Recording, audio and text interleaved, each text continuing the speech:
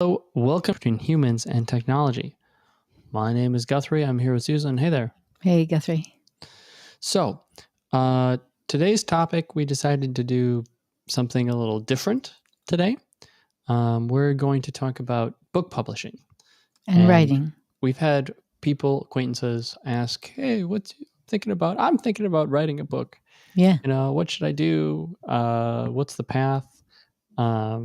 We've both written books. I've written one very long book, and I'm working on another right now. You've written many books. Yeah. Several books. Most of which, but you've done both self-publishing and sort of through the publishing arm of the machine. I've done both. Yeah. So we'll talk about that. We'll talk about your experience writing books, and if we have advice for people if they're interested in books. I do want to just take just a minute or two just to sort of summarize our experience with the publishing industry, because it's changing. It's changing a lot. It's changed a lot over the years. Yep. Your big book, the 100 Things Every Designer Needs to Know About People. That's my best-selling one. I would say that was the end of the book publishing era. I hit it at, before the end. Before the end. And then not too long after that. Yeah, not too long after that. It's changed since then. Dramatically changed. And you wrote some books after that through the book publishing because of the success of that book. But the way you were able to write a book and get a book published, especially the book that became popular, very different today. It looks much different today. It is very different. And it was before. And remember, I published with I published some books with a different publisher before that publisher.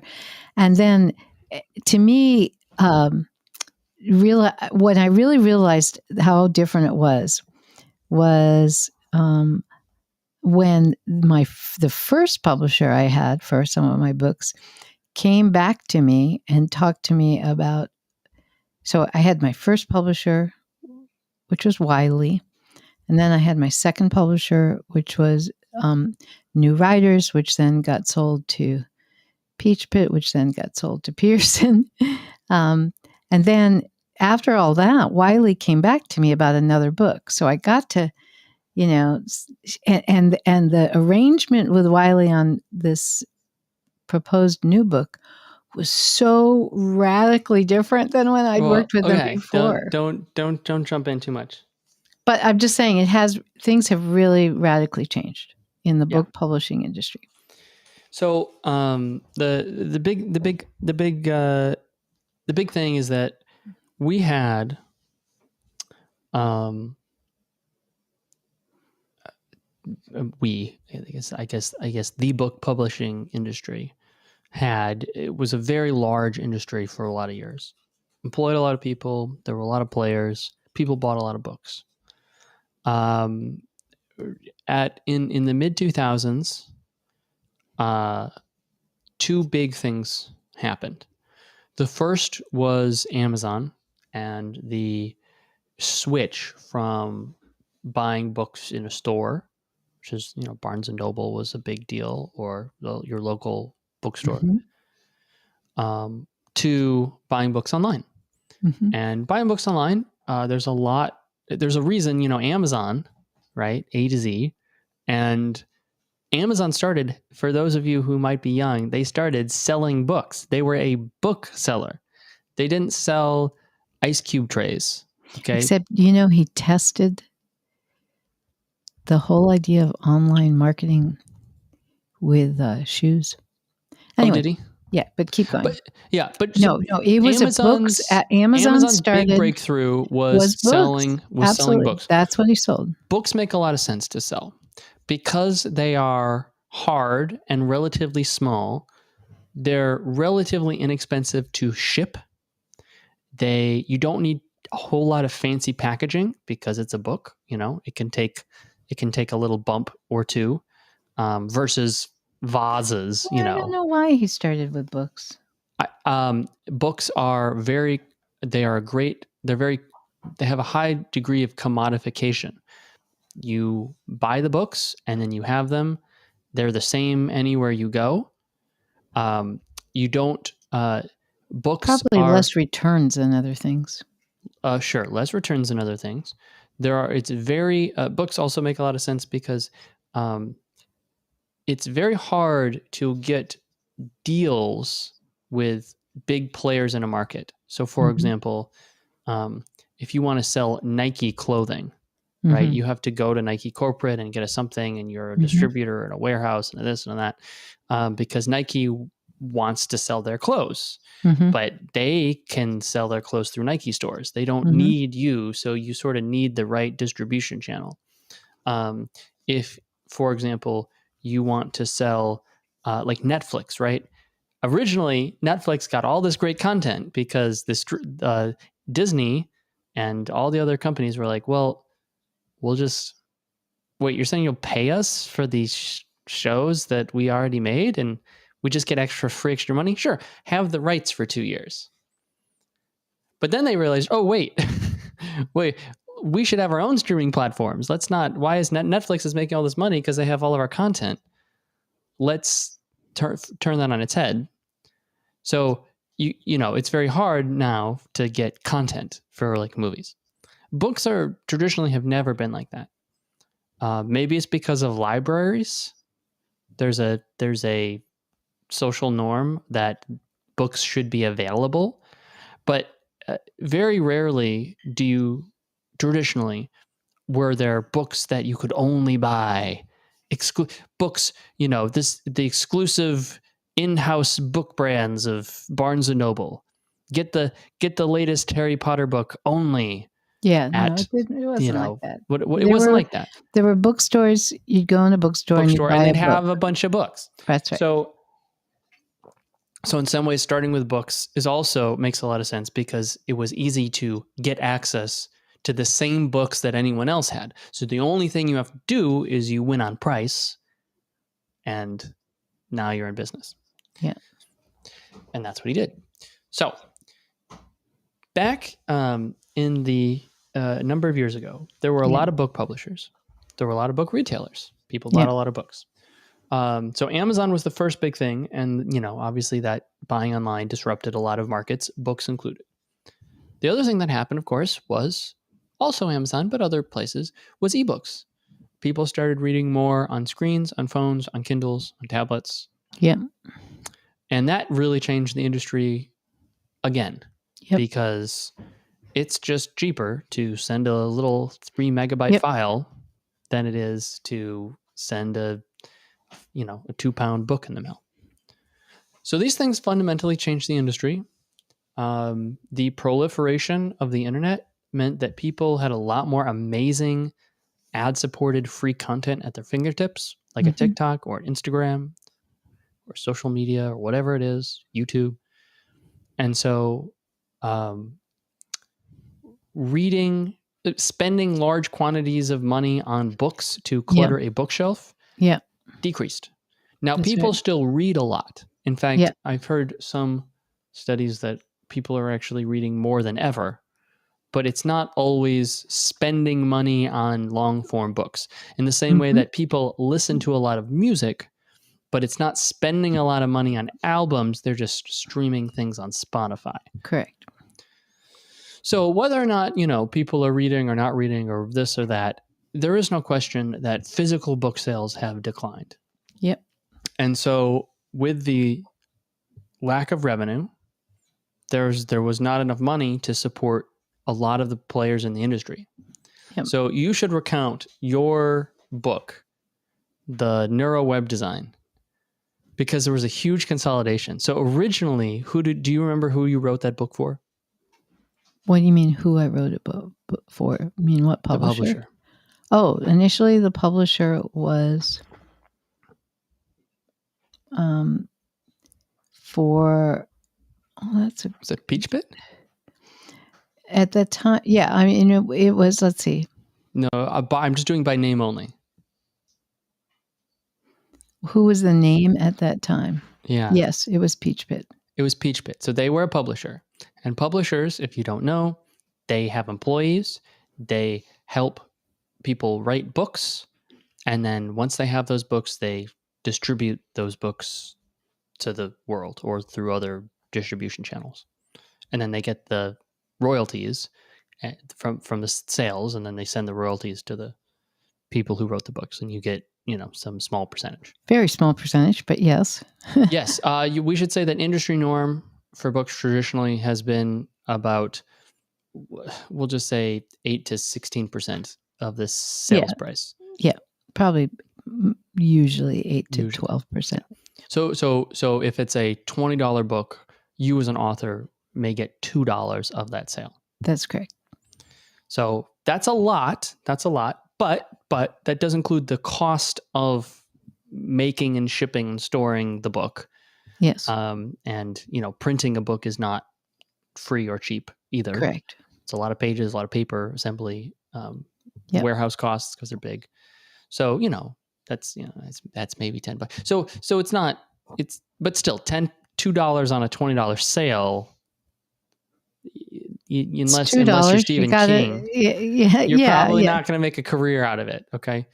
So then Peach Pit, they were small. They got bought. Yeah. By Pearson. No, what? No, wasn't it not New Writers, right? Yeah. So Peach Pit gets bought by New Writers. New Writers, and New Writers gets bought by Pearson. And Pearson has bought everyone else. So. Well, no, now. And then, And then after all that, Pearson just stops publishing books. They just stop publishing. So the consolidation goes from all these small publishers to a couple medium-sized ones to just a big one, and then the big one just shut down their publishing arm. They're still they're publishing a few things, but very, very, very few. So a huge change in the industry has been. It used to be, should I self-publish or should I go through a publisher? And this was like a decision. Should I try to get published? It is so hard to get published by a publisher, a traditional big publisher, just because they publish so few books now. They don't. Yeah. What's so interesting? Few. What's interesting, one of the things I learned about through all of my publishing things, I think I know I had this idea, and I've heard several other people ask me about this, that when you write a book through a publisher, one of the reasons you do so is because the publisher is going to do all this wonderful marketing for you. And they're going to get the book sold. And that's just not true. It is absolutely not true. They print and distribute. Oh, yeah, hold on. Let's back up. So a traditional publisher, they talk to you about your book idea. They're like, okay, let's go through this. Okay. They would give an advance, which is just a loan to the author that then you pay back through book sales. Yes. They would give you an editor. So you would send your drafts into the publisher. The editor would help craft it. Well, they'd be like, do this or that. If we're going to do this, all right, back up.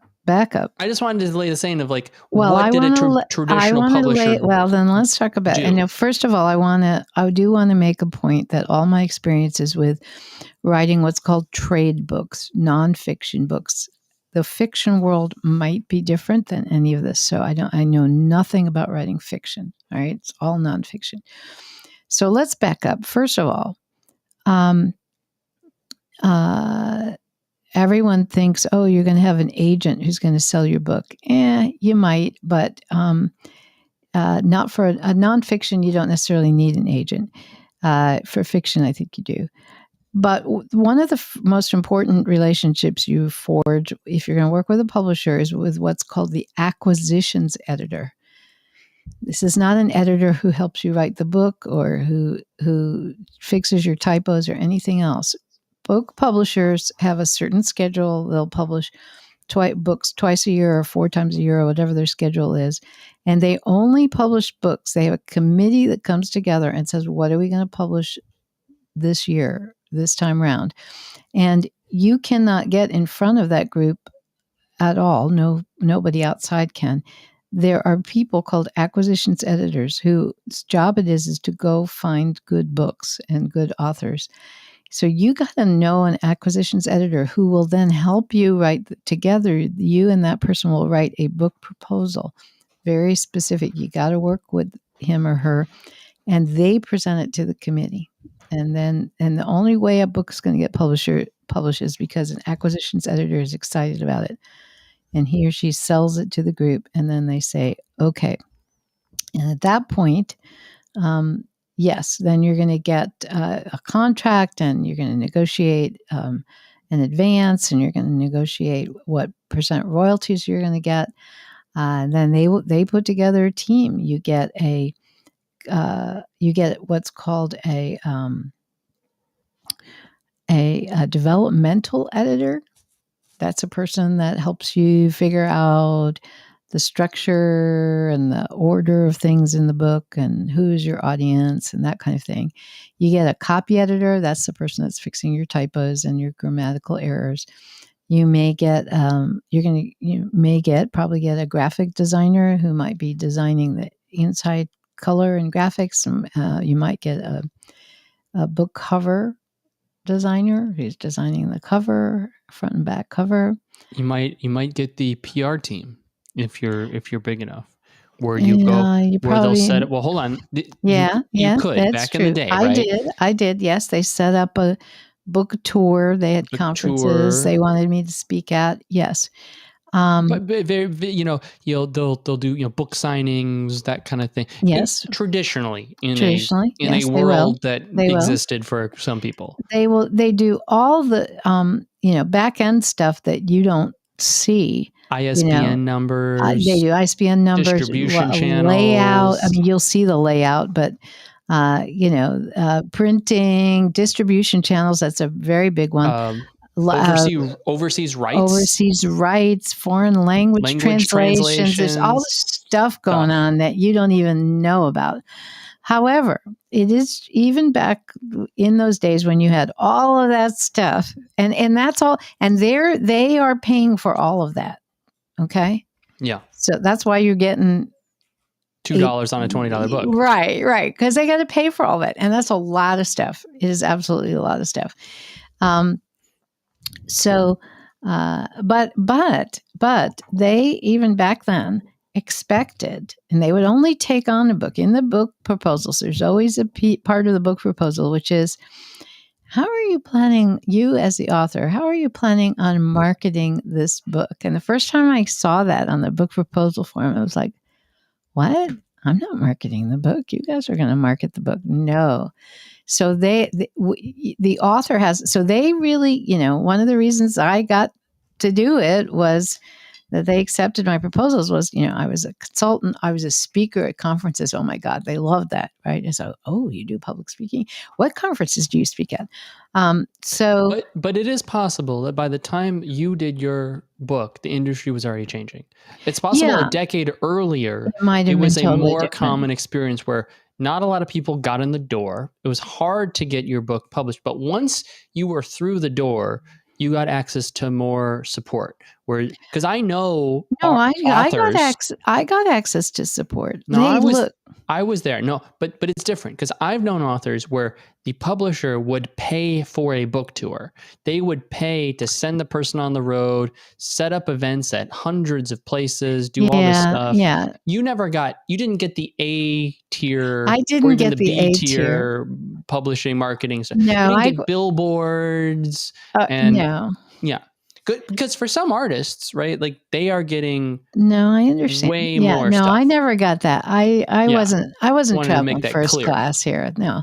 But they did a lot, and it was a partnership, and it worked really, really well. So well, did you have anything else you want to add? Otherwise, I'll just say sort of the things that are getting dropped. Go ahead.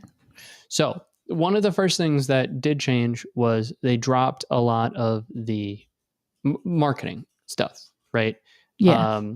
So the spending money to have the person go out on the road and paying for travel, and that kind of all got, those budgets all got cut. Yep. One of the big things that they've started to do is, with you, it's like, not only are we not going to market the book, we need the author to market the book. Yes, for sure. And more recently, not only does the author need to market the book, we need a guarantee from the author that the author will pay for marketing the book. Yes. So, for example, a publisher who shall not be named, there was a book that we were thinking of writing, and we went to a publisher, and the publisher said, well, hey, we would love to work with you. We know you're a successful person. This sounds like a good step.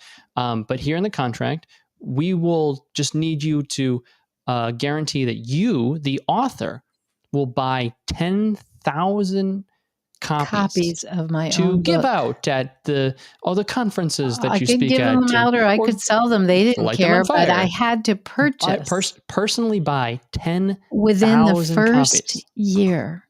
Yeah. Within the first year. That's a lot of books. I mean, that's like, $20 a book? I mean, I think they gave a decent deal, but it wasn't that big. The author discount was not that huge. I mean, that's like, no, it was a lot of $200,000. It was like, I was like, what? So basically it's like, we'll publish it, but you're going to guarantee its financial success. Yeah. And then if we make any money on top, that's great. And that's a big change. Like, they're not taking any risks. Okay. Correct. So that's one of the first things that got cut. We know that a lot of the staff internally got cut. So all those editors and graphic designers, they're using all contractors. They just, they put together shoestring budgets of things. Yes. Yeah. Yep. A lot of the, anyways, all the things that we talked about, all the budgets got slashed by half, and of no one's fault. It's a smaller industry, and they can't support industry right now. They can't do it. They can't support it. So so what a publisher, and it's a little bit of a downward spiral, right? They have less money, so they publish less books. So they have less money, so they have less support staff. So they offer less, so they publish less books, and and they provide less stuff. And so it's just kind of like, what are you, the publisher, bringing to the table now besides the reputation? I have a question for you, which is, and then so all right. Well, I just ask your question, and we'll see if it's the next point I was going to make, because it might. Okay.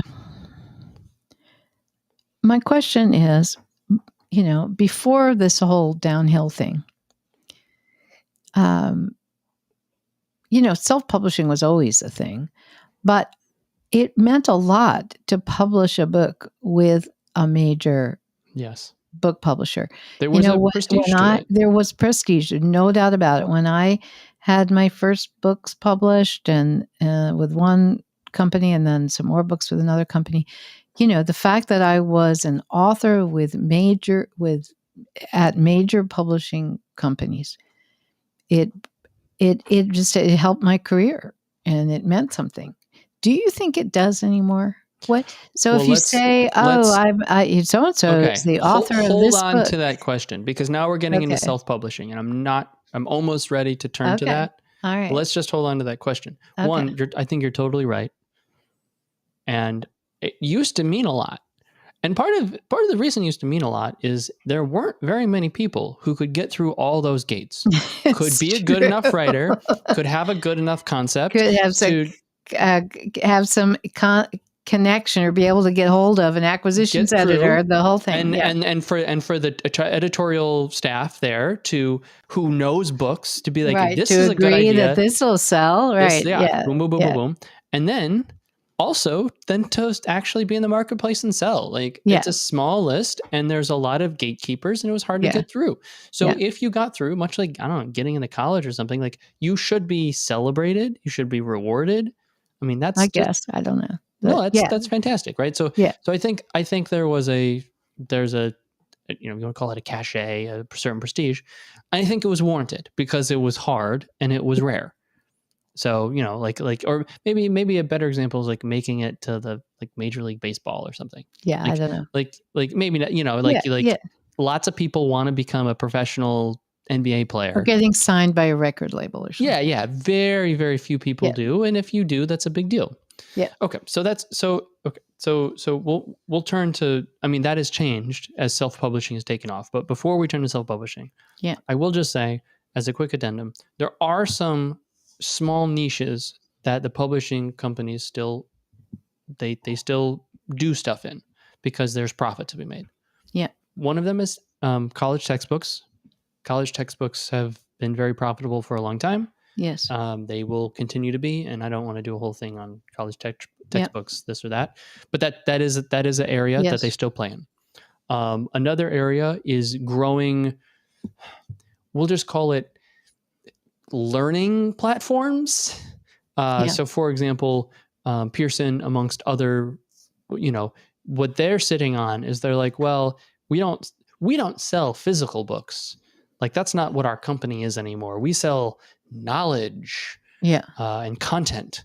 Yeah. And so figuring out how to package the books in addition to other stuff to Right. companies, to universities, to libraries, to private people as like, we have all this content. We're a content distribution company, Mhm. not just a book seller. So they've kind of pivoted there. You could imagine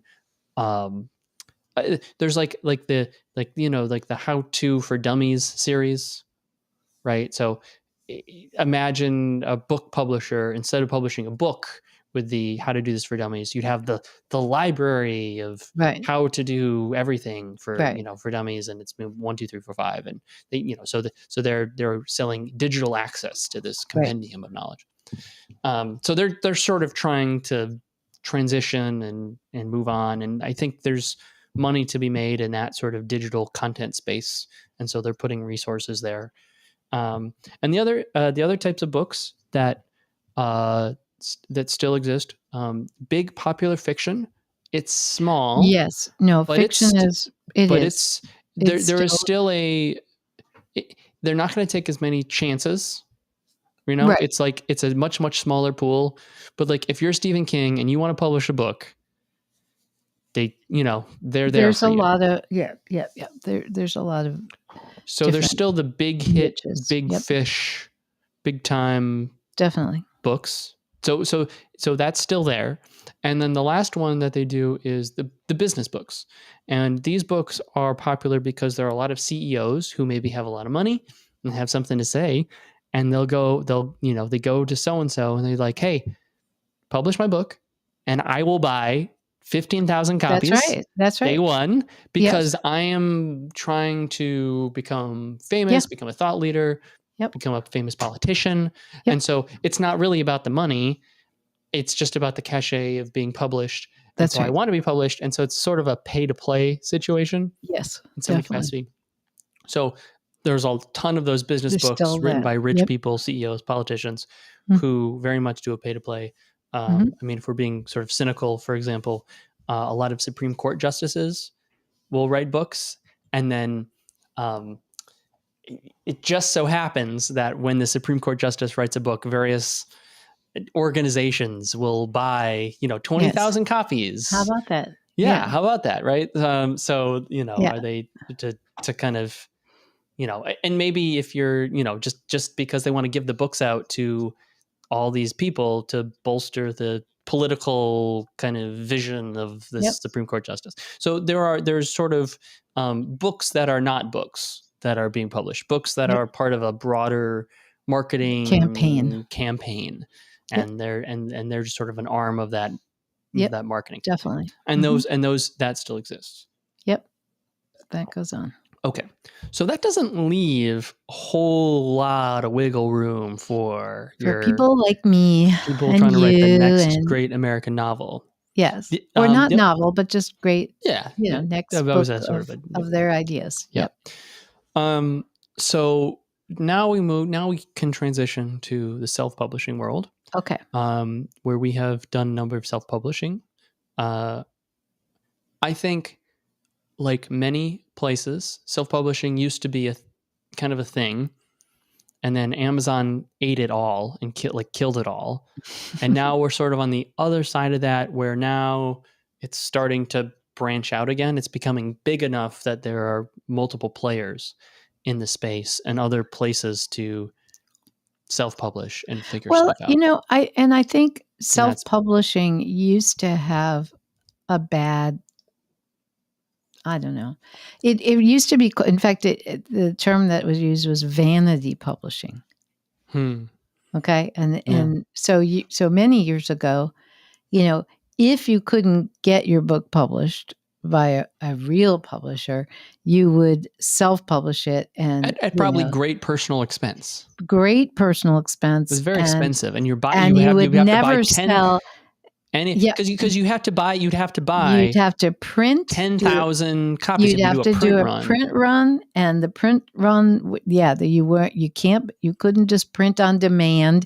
There was no such thing. You were not going to be able to print, 50 copies or 100 copies or 500 copies. You were in the thousands, because you were essentially hiring a printing company, and they're not going to do this unless they have a certain minimum order.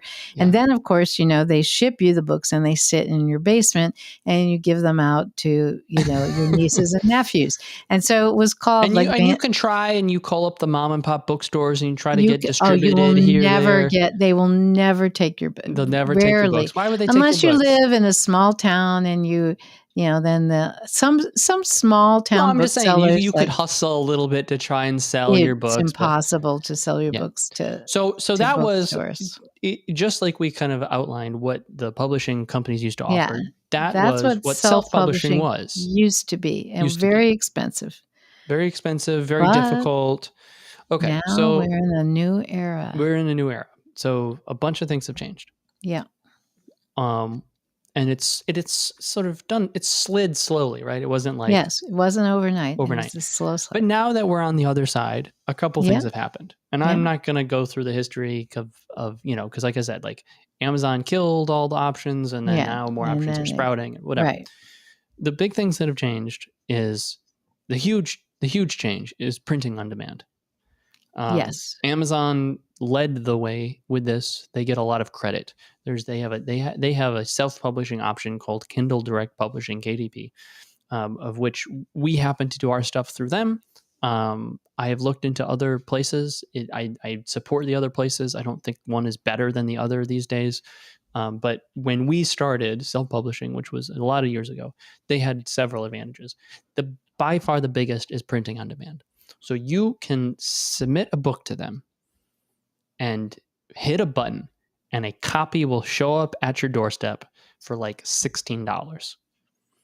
And you can have a book that you wrote in your hands for not to $28,000 and a warehouse full of pallets. Like you can get just a book, and it means that you can take a risk, and if the book doesn't sell, fine.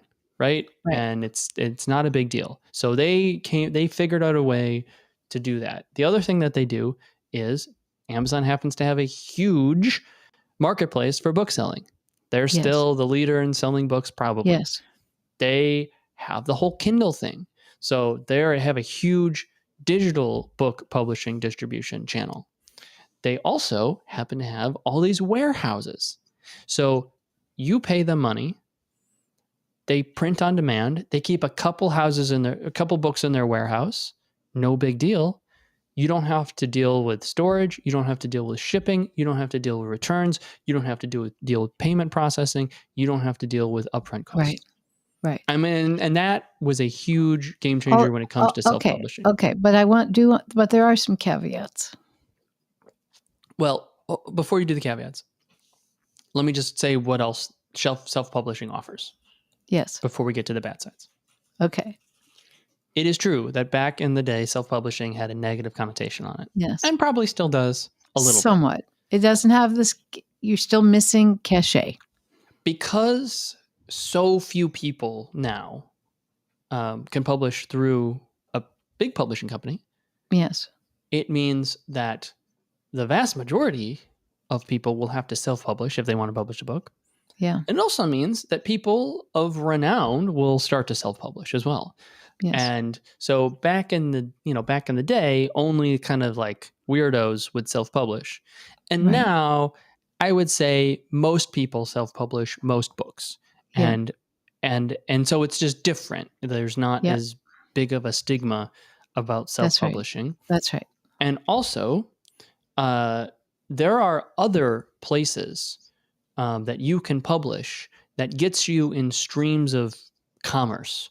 So there are other players in the market. For example, if you want to get in every library, you can self-publish through. And if you want, I can. If you want, I can go look up this company, and tell you what they are. But there are other companies that have big deals with universities and libraries and that kind of stuff, and you will be in their catalog, just like anyone else who publishes through a publisher through a would publisher. be in their catalog. So if you're in the catalog and a library wants to buy your book, right? You're in the stream. So from a distribution perspective, there are ways now to get your book out there that look identical to the big publishing, as opposed to back in the day, if you just had a bunch of books in your basement and you're going door to door salesman selling your weird books on tofu. Yeah. Oh, thank you, Guthrie. Did you want to tell that story?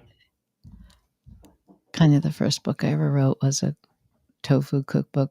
It's a really long time self-published tofu cookbook. Maybe we should call it a pamphlet. I believe I put an ad in the back of a vegetarian cooking magazine to sell it or something. I wanted to be an author, apparently. Apparently, that's right. Tofu. Some good recipes. So this is back when tofu. At the end of the podcast, weird. We will have to go through the complete list of all the books you've ever published. Oh my God! Okay, if you insist, it'll be fun. All right. So. Okay, you want to transition to your caveats about self-publishing? Yeah. So I mean, okay. So yes, everything Guthrie said is true. You can. What? Before you do it, I just want to say, because this is a caveat, but I want to talk more about it. So let's not start with it. What? If you self-publish, you have to bring them the book in a digital format that works. Yeah. This is not an easy thing. No, this is not. This is a whole difficult thing. So this is what I want to talk about. But let's set that aside, because I want to talk about, if you self-publish, here's what you have to do, and I don't want to get too much into the weeds there. Okay. All right. Yeah, and Guthrie, you know, I can talk. I can talk about. Okay, well, let's just talk about writing a book. Wait, no, I thought we were talking about the downsides of self-publishing. Oh, all right. The downsides of self-publishing. I think it's dangerous to think that you can just sit down and write the book and then do all the stuff with Amazon that Guthrie's going to tell you about that you have to do, which are not easy. Because in reality, nobody writes as well as they think they do. And I mean, I thought I wrote pretty well. And then I had a developmental editor, and it was like, oh. And then I had a copy editor, and it was like, oh, you know, and then I had a graphic designer, and it was like, oh. So, yeah, you know, so people totally overestimate their ability to write. And I've reviewed books and publishers sometimes used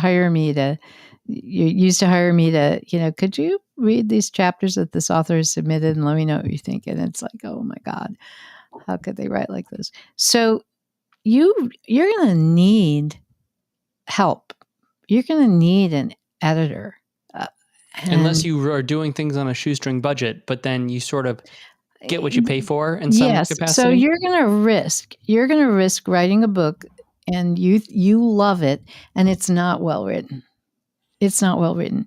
You know, I mean, my books, that some of which are fairly popular, and, you know, I'm going to take a lot of the credit for writing them, but I'm going to tell you, and I think I say this in one of my books, my books would not be what they are without a wonderful, wonderful developmental editor that I worked with on many of my books. And his name is Jeff Riley. Hi, Jeff. I hope you're listening. And he's a freelancer, so he's available. And he's in great demand. And you know, it's just, he did such a wonderful job. And he was, I mean, it wasn't always easy, you know. And he'd say, Susan, who's your audience? you got your audience is not going to understand that what you just wrote, so it's important to get help. And for me, I'm not a graphic designer, so like designing the colors and the fonts and the illustrations, I absolutely needed help with that.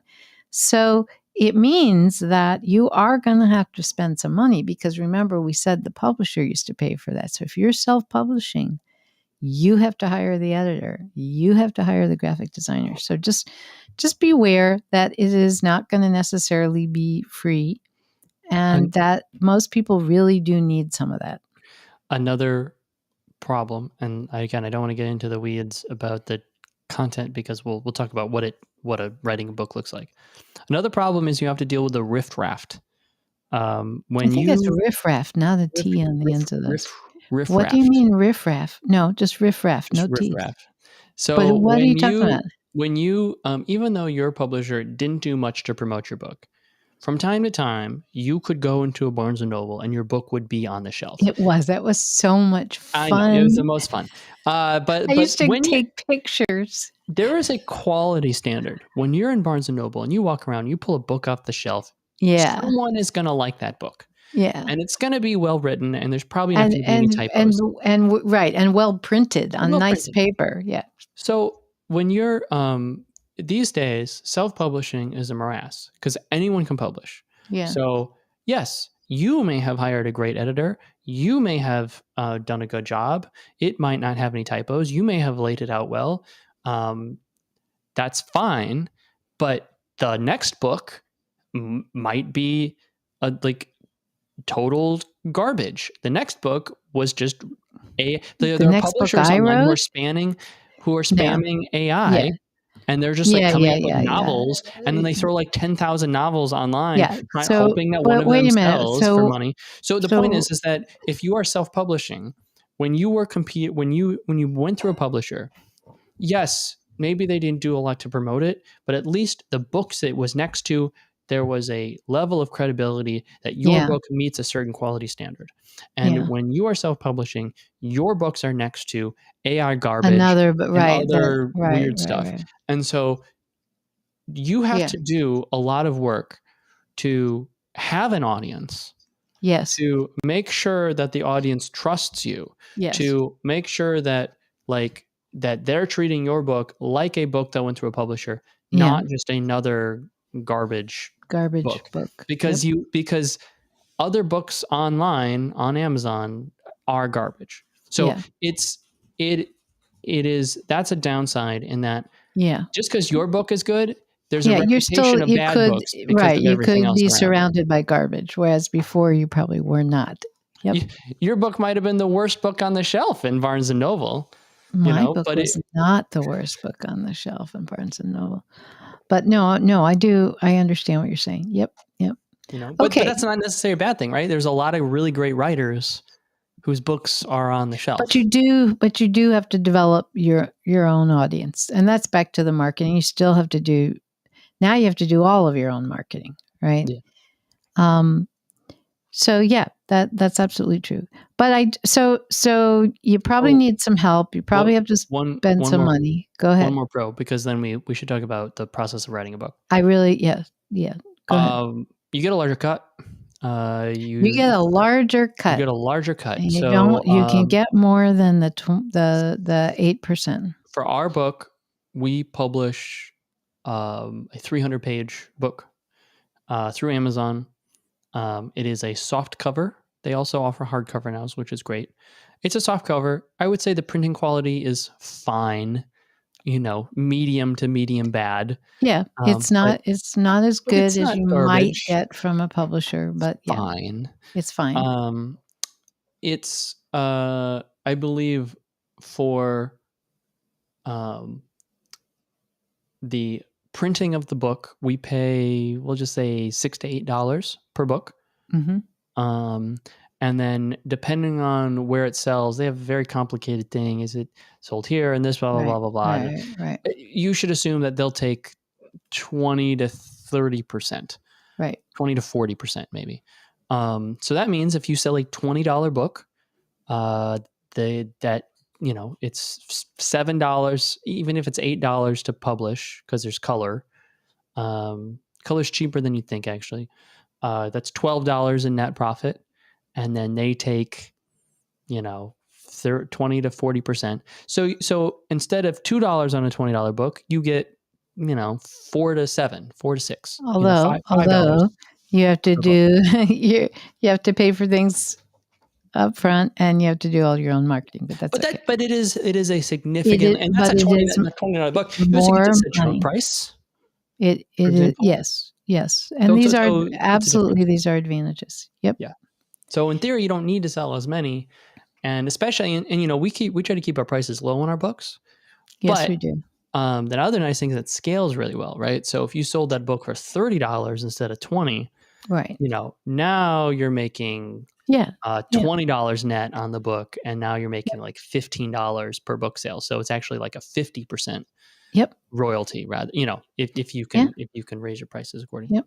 So that's sort of the and you actually can do it. like you can do it, and you have a book in your hand. So yes, and if you try to go the publishing route, you just can't. There's no other option. I also want to mention, because you said before, now you can get a physical book, which is amazing, but you can't.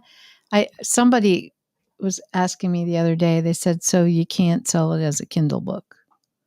No. No. You can do Kindle book at Kindle and physical. Mm-hmm. You can or just Kindle. Or just Kindle. You can decide.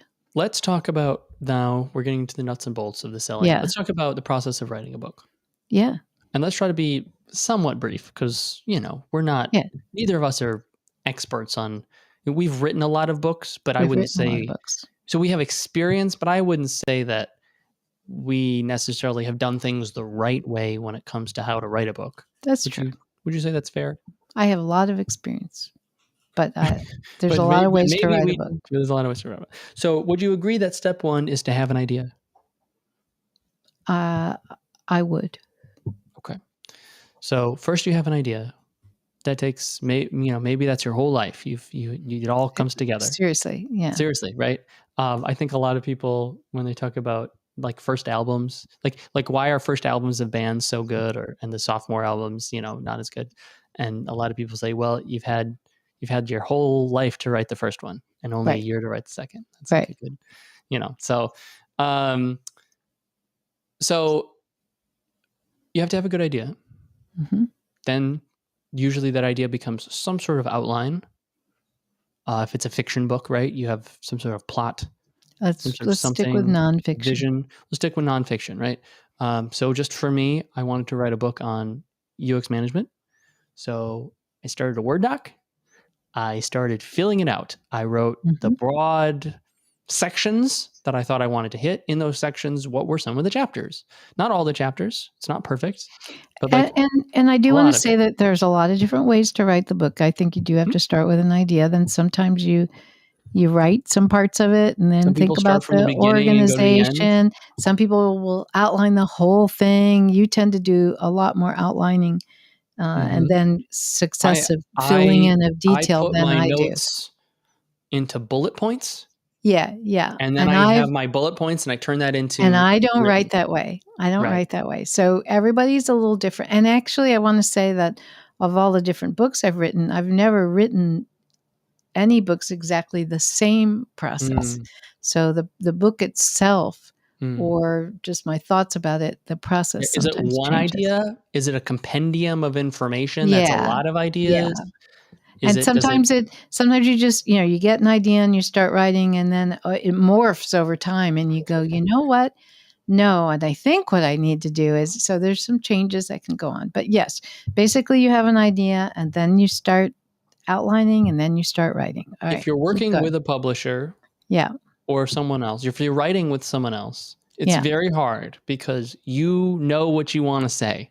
And to hear someone tell you, that's bad. I don't think I would do that. No, don't do it that way. It is wounding to the ego, and you don't want to hear it. Yeah. Like, this is my book. This is my idea. I'm going to do it my way. And I'm they're like, do it my way. No. And Whatever. Okay, so if you're working with someone, they get involved usually in the ideation process. We will assume that if you're self-publishing, they don't.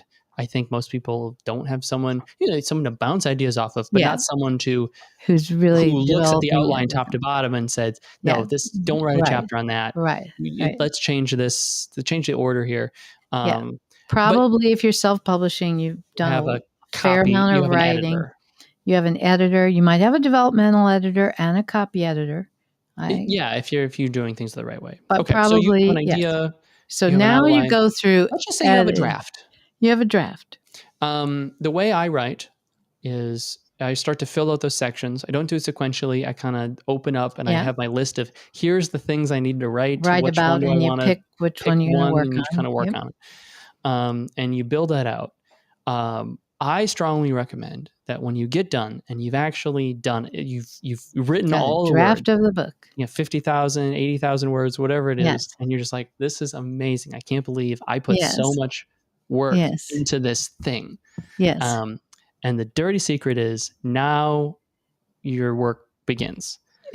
So you can spend a year or two writing and getting to finish. And then you get to start. And that's about half of the work of writing a book. It is just the writing. And if you could stop there, that would be so easy. That would be fun. That's the fun, easy part. That is the fun part. It is getting the words on the page. What I would suggest that you do once you have that, and this is what I do, is then I start at the beginning and I read the book and I basically rewrite it. Yeah, you fix it. Right. Now, some people I have heard, especially novelists or playwrights, do this a lot. It's a strategy that I can't bring myself to do. What?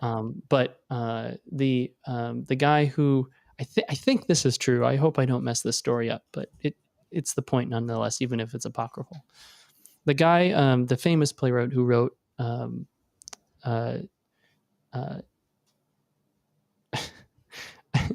Death of a Salesman. Yeah. I wanted to say To Kill a Salesman. I was confusing To Kill a Mockingbird and Death of a Salesman. So I was like, To Kill a Salesman. That's what To Kill a Salesman. Yes, the famous book To Kill a Salesman. The way he would write a play is he would stay up like all night and like write the whole play because it just like come out of him. Yeah. And then he would spend the next many months taking the exact same play. Yeah. And then he would put that aside and he'd rewrite it. The whole thing from start to finish. Yeah. He would rewrite it. And then he'd put that aside and he'd rewrite it again. And he'd do it like 20 times. Wow. And just rewrite it and rewrite it and rewrite it. Each time honing it in his head, comparing how things came together, and it would get better each time. Yeah. And that is a tortured genius that I don't have the patience for. Yeah. I bet you if you took your book and you rewrote it even like 5 times, it's going to be better on the 5th one. Like you really know what you want to say. And I but it's hard. That is hard work. It's hard. And I've done a lot of rewriting of I remember your editor coming to you and saying, rewrite this chapter for the 4th time. And you I was like, so hard. Yeah. Now, no, it is.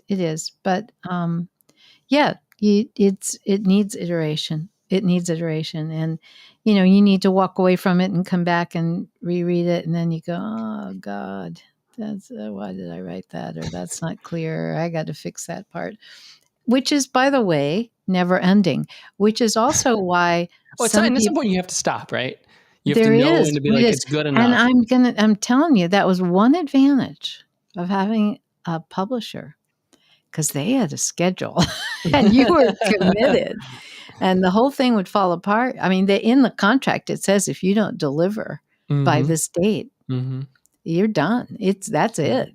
Like the book, and you could maybe come back to them and negotiate. I never did that, but you have some deadlines. Deadlines to me, yeah. And so for people who like deadlines, Yeah, and it's you're just gonna like, I'm self-publishing just gonna is sit down and tough. write a book. Yeah, You will no, have trouble. no. We are both the type of people who wake up in the morning and just need to get to work. Yeah, And deadlines are great for us, but like we don't need deadlines.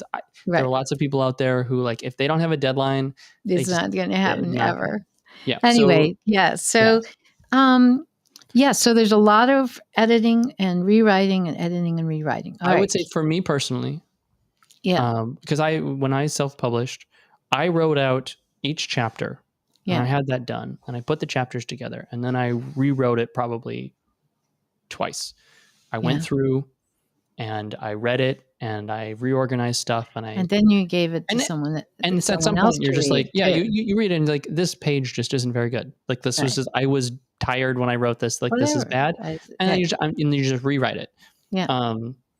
Yeah, and then you give it to an editor, hopefully a trusty editor, and they will find all of your typos And that you've missed. grammatical errors and You everything make a lot. else. Yeah, and they'll make suggestions and read this, and then Yes. you fight about it, Yes. and then you fix the typos, and then you do that again, Yep. and they will find even more. They never stop It somehow. never ends. Yeah. And okay, so then you do that, and then you probably read it one more time just to be safe and find even more typos that no one has caught. And maybe give it to someone else to read, though. Don't forget that. And then maybe give it to someone else to read, right? Yep. And what are your thoughts about this book? Like, that's right. And that's scary, Yes, it is. You're putting yourself out there, and yes, it is. you hope that it's okay. Yep. Okay, so then after this brutal, arduous editing process where you wanted to be done 1,000 years ago, and you're just like, can this book just be finished? Yep. You finally have. And then you think you're done, and you're not done. Final draft. But you're not done. You then need to take that and turn it into a book. Yeah. Now, there's a couple things I will say. Many of the books that you've done, because of the publishing company that sort of started you off, there's an expectation about your books about that they're laid out a certain way, that they look nice, that they're in color, that they have breakout sections and takeaways and pictures, and like there's the 100 things, right? So there's like bulletins in the corner and all this stuff, and it just leads to a book that is very different than if you're just writing a fiction book. Yeah. If you're just writing a fiction book, you can take your Word document, your final Word document, that all it has is like chapter headers and the text. Yes. And you can, for example, if you go through Amazon, there's software that you can get, and it's terrible software, but you can get it, and you can put your, you upload your, you insert your Word document, you select it, and it'll generate a Kindle file. Okay. That then you upload, you look through it and make sure it's up, and you can upload that to Amazon. Yeah. And then you have to upload a picture of a cover. And I'll talk about covers later, and then you're basically done, right? Yeah. Because it's for Kindle version. But with your books, the way you wanted to do it and in color so that requires a fancier layout. Right. And I'm the one who did a lot of the layout. It's not just words. Right. It's if you want the words to be in a certain spot. Right. If you want anything more than a Word document. Right. Then maybe you can insert a picture here or there. All right. So I used InDesign, which is you Adobe. don't have to, but that's you don't have to. One of the ones to use. Yeah. And I used InDesign for the book layout. Yeah. I love InDesign. It's part of the Adobe Creative Cloud Suite. I think InDesign is fantastic. Yeah. It's a learning curve like any of the other Adobe software. You're not just going to open it up and get to work. No. But if you're I'm terrible at it. So when we're doing this self-publishing, I'm not allowed to touch the InDesign document. Well, okay, I do. So did I make comments? Was I finally allowed to make comments? If you have a book that's just a Word document, because the whole thing about Kindle is you can change the text size. So there is no pages. There's no page 57, page 58. It's all just kind of continuous text. That's right. But if a book, it has pages. So there is a page 57, and that has to have something on it. Yes. And so each page, you can think of each page as its own picture, or each page as its own, it's a flower, And so if you muck around with something over here, it changes. It might change the page over there Yes, if you have I know. text So that's I don't touch it. so I then just yeah. So I so don't so touch at a it. certain point, you say you put each page in InDesign, and you can move the text around, blah blah blah, and you say, okay, the text is done. It cannot Yeah. be changed. Right. This is the text on each page. Yes. And you go through each page and you make it pretty and change, things and add the color and do that boxes and the this and the that. And then you put each page together until you have from page 0 to the last page of the book. Yep. You know what's on every single page. And this is Right. a long, difficult process Yep. that hopefully you know what you're doing. And then you hit export. Yeah. And you have to make sure that you have your margins right. Yeah. Not every book is the same size. Yeah. We print our books on 6x9 Yeah, you have to inch. decide your size. You got to and make sure your so- inner and outer margins are right. Do you know Yep. how to do that in InDesign? Do you know how to export it in as a PDF in the ways that make your pictures look okay when they print Yep. it? Yep. Do you have? Did you get your register for your ISBN number that you can do through Amazon and put that in there? Do you have your layout correct on every single page? Did you get your page numbers And then you correct? get Because they headers don't and footers. headers and footers. Then you for the have, book and you covers. have, are you doing an index? Are you doing an index? Index is a tremendous amount of work. I will say that one thing I like about InDesign, they do have tools for both To help you do that. for indexes that make life a lot easier. But you got to, if you're going to have an You gotta index, do you got that. to That's a create lot the of work. That index. is a That's a lot of work. manual Then we have the process. cover, the front cover, Do you the have a back cover, bibliography? Do you have footnotes? the spine. The cover you have to put together in just the right specifications. And don't forget that the specifications, for example, change based on how big your book is. Yes. The So book, for like every 20 pages, your book gets that much thicker, which and that changes changes the your spine. And you got to design the spine and the So your board. margins adjust depending Yeah. on the book and the size. Yeah. And then what you do on Amazon is you finally put it all together and you get a copy back and it's terrible. And it's got all kinds of problems. You can do and like proof copies, right? But- So yeah, so you you, get the proof you copy send back a and you're proof like, oh my copy. God, So this last book we were doing, Guthrie everything's the would wrong size. send me. He'd send himself a proof copy. He'd send me a proof copy, and then we'd tried to fix it, and we went this last one because I'm not sure why it was so hard, but we went through probably 4 or 5.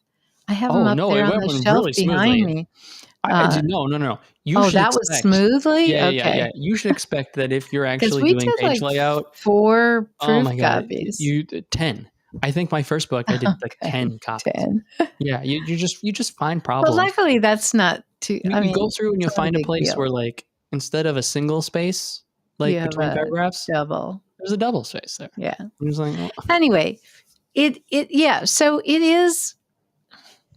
So it's a lot of work, and you may need help, right?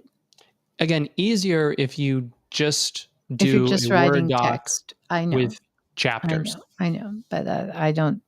Most of my books are And I not will that. say Amazon has a fairly terrible feature that will generate a cover for you. Yeah, don't do that. You could. You could. I don't think it's very good. It's pretty generic, but Okay. whatever. It's a book cover, it's fine. All right, Guthrie, we need to wrap this up now that we've discouraged everyone from ever writing or self-publishing No. a book. Well, okay. What I will say is that it's possible. And it's really like book writing was always really hard.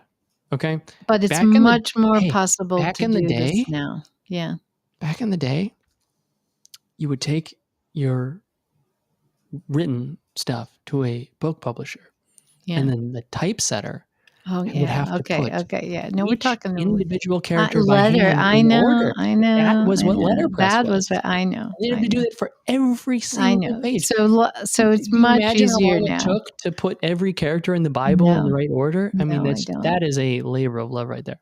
So things are a lot Things easier. are a lot easier now. I will say that you can do it. You can publish it. It is, when you are finished, it is a tremendous feeling of just, wow, I can't believe it's a great accomplishment to put all of your thoughts down on It in a is.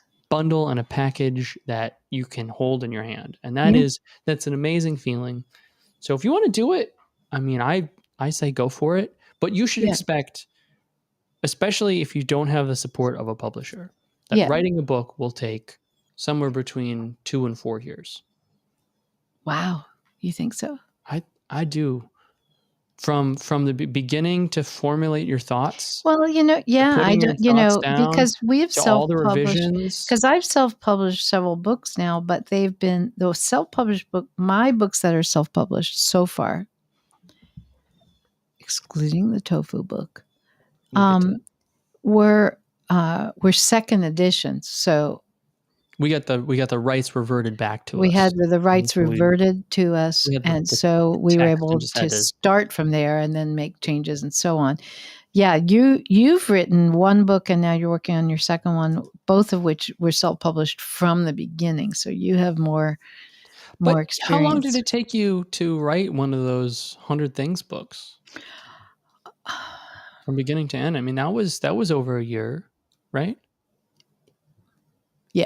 Yeah, I don't think I've written anything in less than. I don't think I've written any of my books in less than a The year. back and forth of the editorial process for anything over 250 pages, I don't know, it just takes- that will take takes a long 2 time. months, right? You have to send it, takes and they months, have at least 2 absolutely. months, right?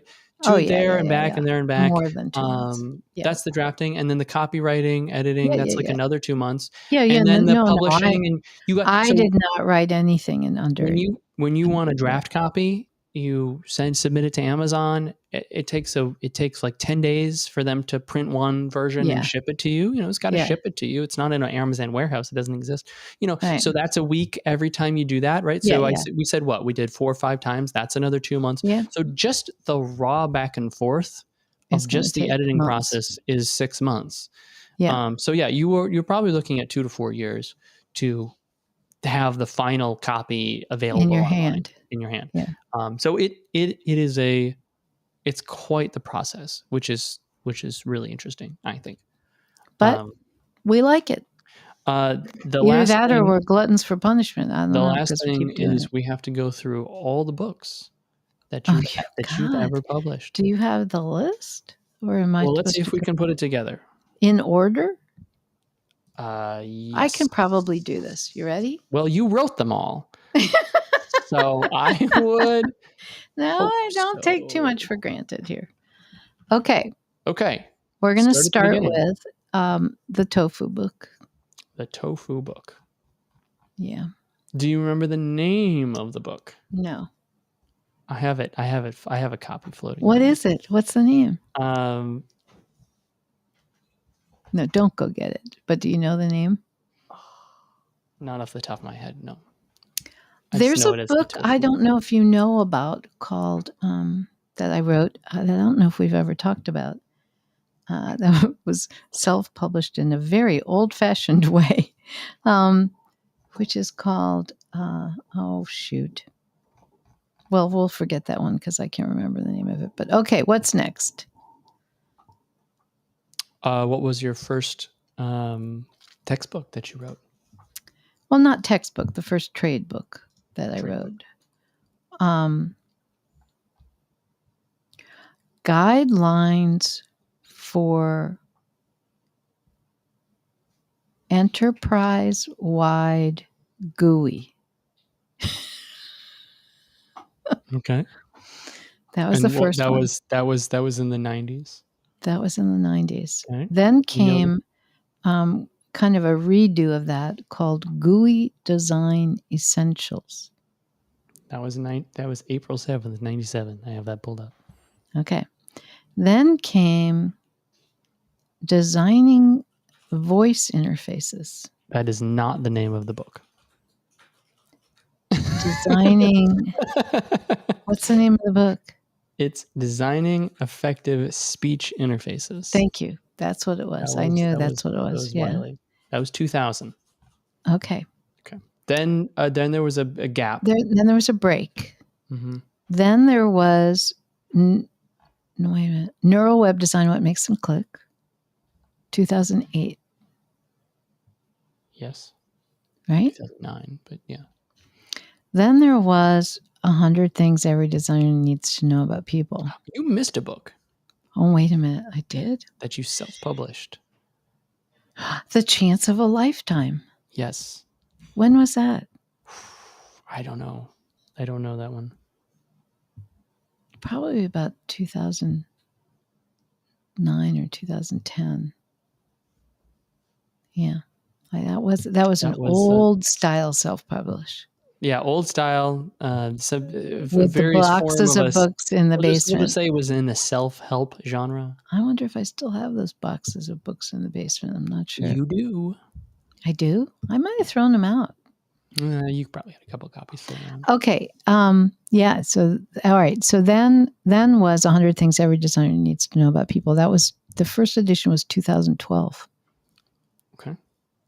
And then we had 100 Things Every Presenter Needs to Know About People. Is that right? That one gets lost. Yep. That was actually 2012. Oh, really? Designer was 2011 from what I can see. Oh, okay. Okay. Then was 100 More Things Every Designer Needs to Know About People, which was 2014. Mm-hmm. Okay, now, are we done with that series? Yeah, one more. Well, you have one more in that sort of, in that Wait, era, what? Oh. How to Get People to Do Stuff. which was a couple years later. 2015? 13? 13? Okay. And then you did also do second editions of 100. Then I did second editions of 100 More Things. 100 More Things, and I did a second edition of 100 Things Every Presenter Needs to Know About People, and I did a second edition of 100 Things Every Designer Needs to Know About People. Right? Yep. 3, and Neuro Web Design, What Makes Them Click. I've done 4 second editions, I think. There you go. Have I done a second edition of How to Get People to Do Stuff? No, you haven't. We don't have the rights to that, and they haven't. The publisher has not. They're still. They don't want it. They haven't asked for a second edition, and they're still publishing that. Yeah. So that's a lot of books. No wonder I'm tired. Yeah, it's been a long journey. And Guthrie, before we end, what is the name of your first book? Yes, I published I Love You and I Read This Book, which is about behavioral economics. And I'm working on another book called UX Management, which you will be involved in. Yeah. So we like writing books. In case you haven't noticed, we write a lot of them. I feel very lucky and blessed to have written these books and have had some of them actually sell really well. The 100 Things Every Designer Needs to Know About People is the one that is sold the best. I don't even know how many languages it's been translated into. I have. And we also don't know how many copies it sold. It's a lot of copies. I know how many copies the English version has sold. I don't know off the top of my head, but I do. I have that data. I have behind me on the shelf some of the foreign language translations. I don't even know all the ones, but I know it's a couple of different versions of Chinese, Japanese, Korean, Italian, Polish, Russian, Spanish, Portuguese. Okay. I think that's fun. All right. Well, we will leave it there. Yeah. Good luck, anyone who wants to try writing a book. I hope we didn't discourage you too much, but I hope we also gave you a little bit of a reality check. Labor of love, right? If you have something to say, it feels great to get it out of your head and put it down. It's just, that translation is it just takes time and effort and energy and carving and. But then you get a book when you're all done. Yeah, and as much as self-publishing has drawbacks, it's really awesome that you can just. It is. Do it. That you can do it. Yeah. So you might not make any money, but you can do it. Guthrie, if people want to reach us, how do they get hold of us? You can email info@theteamw.com. Thanks, everybody. Thanks, Guthrie. Bye.